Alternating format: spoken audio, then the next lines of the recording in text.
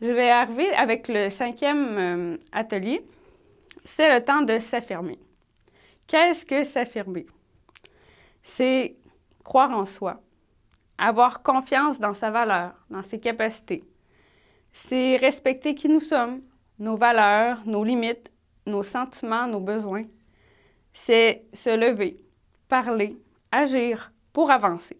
C'est se permettre d'être une personne unique, vraie, authentique, avec sa personnalité, différente. C'est d'enlever ses masques, afficher ses opinions, être en accord dans les actions avec les paroles. C'est se choisir. Choisir à qui, à quoi investir son énergie, ses talents. C'est reconnaître ses forces et ses limites, oser demander de l'aide. En résumé, c'est prendre sa place dans le respect de soi et de l'autre avec ses couleurs. C'est une grosse étape dans la vie de s'affirmer. J'ai parlé dans un des ateliers de dire non.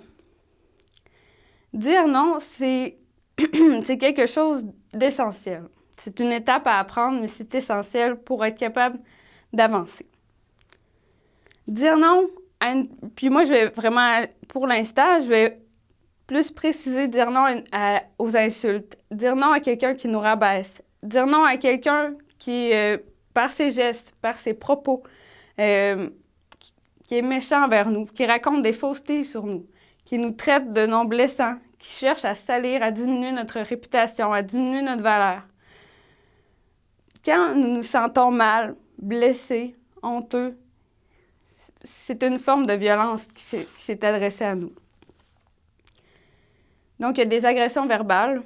Comme je disais, c'est des insultes, c'est des noms qui rabaissent, c'est des cris, c'est vraiment des phrases qui nous blessent.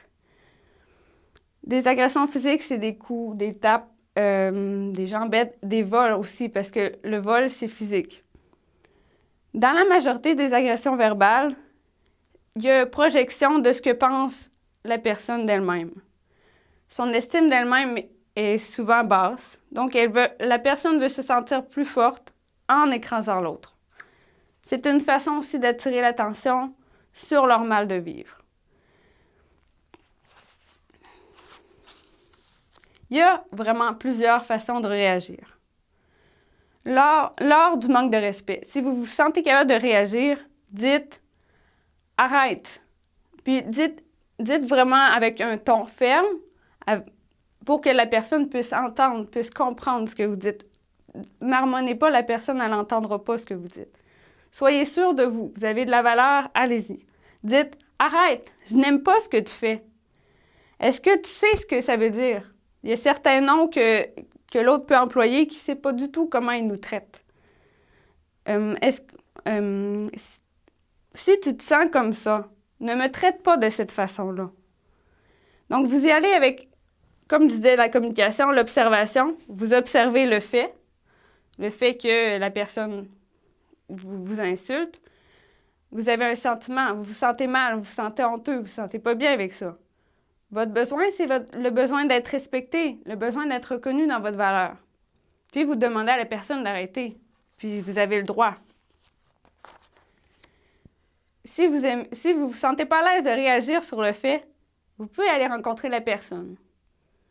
Parlez-lui de ce que vous vivez, de la situation qui est observée. Je me sens mal quand tu me dis cette chose-là. Ça me fait vivre de la honte. Pourquoi tu fais ça?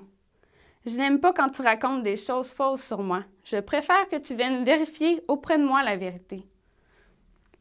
Je me sens triste, je me sens honteux. Je ne suis pas comme tu me traites. Parlez franchement de ce que vous vivez à la personne. Regardez la personne dans les yeux. Dites-lui vraiment et sans détour ce qui vous blesse. Demandez-lui d'arrêter. Vous avez le droit de lui demander des excuses. Vous avez de la valeur. Si vous vous sentez à l'aise, vous pouvez lui demander pourquoi elle agit de cette façon-là. Si ce sont plusieurs personnes, c'est une gang, un groupe qui se moque de vous, vous pouvez aller rencontrer les personnes une à une. L'effet de groupe n'est plus là pour vous intimider et pour encourager chaque personne à vous insulter. Si par oral, ça ne vous convient pas, vous ne vous sentez pas à l'aise, vous pouvez l'écrire, ce que vous vivez à l'intérieur de vous. Comment vous vous sentez.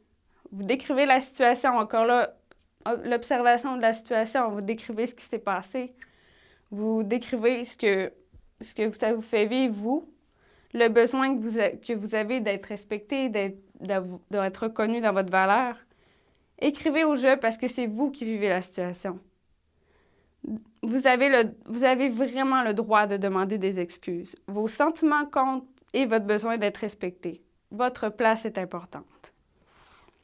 Vous pouvez demander à la personne de le lire à voix haute, là où les personnes, c'est une ou plusieurs personnes selon le cas. Personne n'a le droit de détruire qui nous sommes et de prendre notre place. Comme nous sommes assis sur une chaise, il n'y a personne qui peut venir s'asseoir sans nous faire mal. Il n'y a personne qui peut prendre notre endroit de stationnement. Il n'y a personne qui peut prendre l'endroit où on est. Personne ne peut prendre notre couleur, notre personnalité, notre vécu, notre vie, ça nous appartient. Donc, c'est à nous de le défendre. Puis si on ne fait rien, bien, on risque de croire aux moqueries, de croire aux insultes. On risque de se courber le dos, d'être atterré, d'avoir mal à la tête, de pas... La motivation va diminuer, l'estime de soi va diminuer. Donc, c'est important de se battre puis d'aller dire, OK, je suis tannée, il faut que cette situation-là cesse. Ça peut être à l'école, ça peut être au travail, ça peut être dans différents projets. Évitez de se laisser briser par les autres et par le temps. Si vous commencez à croire que vous n'avez aucune valeur, que vous n'êtes pas important, arrêtez cela, puis agissez. Chaque personne apporte sa couleur, possède son potentiel, ses idées, son unicité. Tout ça enrichit ceux qui la croisent. Un autre truc, si vous voulez gagner de la confiance en vous, mieux vous affirmer, vous pouvez vous inscrire dans les arts martiaux, que ce soit le karaté, le judo, il y en a d'autres, là. Vous pouvez prendre ces cours-là. En plus de sortir le trop-plein de colère qui est en vous, la frustration, la honte, vous vous sentirez plus calme, vous gagnerez de la confiance, de la concentration. Votre corps, votre esprit seront plus forts, plus sûrs. Ça va vous permettre justement d'aller rencontrer les personnes, de leur parler, de leur écrire, d'agir. Si c'est une personne en autorité, ça peut être un professeur, ça peut être un collègue de travail, ça peut être quelqu'un qui est au-dessus de vous. Vous avez le droit aussi de vous défendre. Vous pouvez lui parler, vous pouvez lui écrire, vous pouvez prendre les mêmes étapes vous prenez celle qui vous convient le mieux. Le fait que l'autre personne soit en autorité, ça ne lui donne aucun droit sur vous, sur votre personne, sur votre intégrité, sur votre valeur, sur votre place, aucune. Puis si vous ne savez pas comment agir, vous pouvez aller voir des amis, des personnes de confiance, votre famille. Ne vous découragez pas après la première tentative. Tenez bon. S'il n'est plus possible de continuer dans votre endroit de travail, dans votre endroit de stage, à l'école, vous pouvez changer d'endroit. Il va y avoir un endroit qui va être plus agréable pour vous épanouir. Ne vous laissez pas marcher dessus.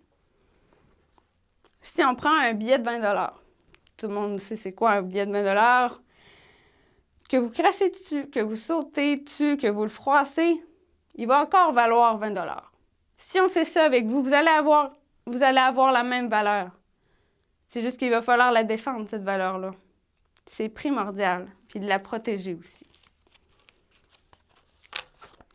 S'il n'y a aucun changement, vous avez parlé aux personnes, vous avez écrit aux personnes, vous avez été voir différentes personnes, si rien ne change, que vous vous sentez impuissant, ne baissez surtout pas les bras.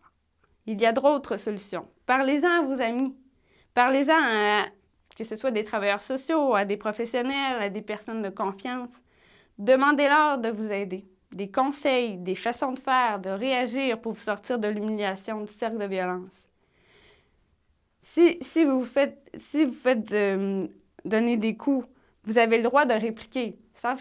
Je vous dis pas Utilisez une force qui permet de bloquer, de vous défendre. Sans envoyer l'autre à l'hôpital, c'est pas ça que je vous dis, mais défendez-vous. Vous avez le droit de ne pas recevoir les coups de l'autre. Vous voulez avoir vos objets à vous, vous avez le droit d'aller les récupérer. Vous avez le droit de vous faire respecter, de faire reconnaître votre valeur. L'affirmation, c'est aussi de faire des choix qui nous conviennent. D'un, respecter nos goûts, nos valeurs, nos besoins, nos sentiments, nos limites. Ce que nous ressentons à l'intérieur. Dans un des ateliers, je vous ai parlé de faire une liste de priorités, de ce que vous tient à cœur, de vos valeurs, de vos besoins, de toutes vos priorités. Vous pouvez regarder ça, puis c'est avec ça que vous allez être capable de faire des choix. C'est important aussi de tenir compte des autres, de ce qui leur tient à cœur, de leur place. Parce que des fois, on fait des choix, mais ça influence aussi les autres. C'est important d'écouter les raisons en dedans de nous qui nous poussent. Quand on agit, puis qu'on a une raison importante pour nous de le faire, que ça respecte nos valeurs, que ça respecte qui nous sommes, ça va nous donner un élan pour choisir et pour décider. Faire des choix dans le respect de nos capacités, de notre rythme. Faire des choix dans le respect de l'environnement. Respecter les lieux dans lesquels nous sommes. Les lieux physiques, que ce soit à l'école, que ce soit à la maison. Tenir compte des moyens de transport. Est-ce qu'on a un vélo ou est-ce que où c'est situé? Est-ce que c'est une école qui est proche de chez nous? Est-ce que c'est possible d'aller en vélo, en auto, en autobus, en métro? Est-ce qu'on a des ressources financières? Est-ce qu'il y a des gens qui peuvent nous aider? Prendre conscience de ce qu'on a. Nous avons la santé, nous avons des personnes autour de nous. On peut faire une liste de tout ce qu'on possède. On part avec ça, puis on fait des choix. Ce que nous n'avons pas, comment on peut l'obtenir? Si, disons, on cherche à obtenir de l'argent, ça peut être d'aller voir des personnes de notre famille, ça peut être d'aller faire un emploi, de se trouver un emploi. Si on veut être médecin, par exemple, quelles études nous avons à faire? C'est quoi le temps? Est-ce que nous sommes capables de le faire? Aller voir si c'est réaliste. Identifier les obstacles. Dans la vie, il y en a des obstacles. Puis identifier aussi des moyens de passer par-dessus. Par exemple, si c'est de se lever tôt, bien, que vous avez l'habitude de vous coucher tard, bien, changez un peu l'horaire de votre routine, puis vous allez y arriver. C'est important aussi de trouver un équilibre dans sa vie. Si on met tous les œufs dans le même panier, par exemple, tout dans notre vie professionnelle, puis qu'on délaisse notre vie pour nous, le temps qu'on passe pour nous, le temps qu'on passe avec nos amis, avec notre amoureux, avec notre famille, il va y avoir un malaise. Donc, c'est important de trouver un équilibre dans tout ça. On a différents besoins, on a différentes parties de nous à combler. Du temps pour soi, du temps amoureux, du temps en famille, avec nos amis, du temps pour apprendre, du temps pour se réaliser, pour s'accomplir, du temps pour nos passions. On a besoin de tout ça. C'est ce qui fait de nous des êtres qui se sentent bien. Faire des choix aussi, ça peut être simplement de dire, OK, ça fait longtemps que j'ai vu telle personne. Au lieu d'attendre qu'elle me téléphone, moi, je vais lui téléphoner. Au lieu d'attendre d'aller visiter, aller rencontrer des personnes qui vont nous apprendre des choses.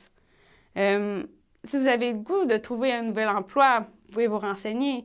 Vous avez le goût de retourner aux études. Il y a plein de choix qu'on peut faire au quotidien. S'il y a des personnes avec qui vous ne vous sentez pas bien, des personnes qui grugent votre énergie, avec qui vous ne vous sentez pas bien, vous avez le droit de dire, OK, avec cette personne-là, l'entente n'est pas là, et puis je me sens pas bien. J'ai le droit de dire à cette personne-là, OK, l'énergie que tu me prends, moi, je me sens pas bien avec ça. Sans accuser la personne Mais simplement dire, OK, respectez-vous, puis dire, moi, je vais passer un peu moins de temps avec cette personne-là. Choisissez des personnes positives autour de vous, qui vous donnent de l'énergie. Une autre étape importante, prendre des décisions. Maintenant qu'on fait des choix, on regarde un peu la liste de priorités, de valeurs. Maintenant, prendre des décisions. C'est de faire un pas de plus. Dire, OK, là j'ai fait des choix, mais là, je prends ma décision. Je vais aux études. Je vais me trouver un emploi. Je vais déménager. Je vais changer des habitudes de vie. Par exemple, je vais arrêter de fumer. Je vais faire un peu plus d'exercice. Je vais faire attention à comment je vis. Tout ça, ça fait partie de l'affirmation. Pour les plus grosses décisions, on explique nos décisions à notre entourage. On prend leurs commentaires pour s'aider. Puis aussi prendre connaissance de ce que l'autre vit. Est-ce que c'est possible, cette décision-là, avec le choix de l'autre? Si l'autre personne, par exemple, elle a un horaire différent du nôtre, mais qu'elle a besoin de nous pour certaines heures, mais c'est d'arranger tous les projets pour être capable d'aller jusqu'au bout.